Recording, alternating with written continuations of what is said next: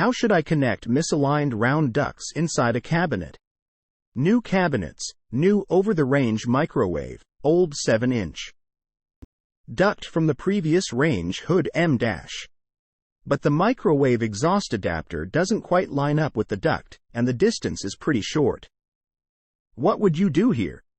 The shortest rigid adjustable elbow I found would require cutting the vent about flush with the top of the cabinet, and getting the exact fit in place seems like it would be tough.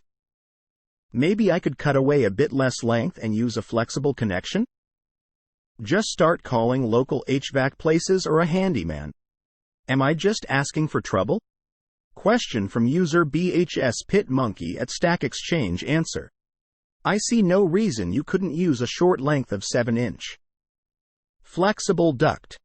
Obviously, a long flex is a bad idea because it restricts flow, but for that few inch offset, flex will do you fine. Answer from user Chris O at Stack Exchange.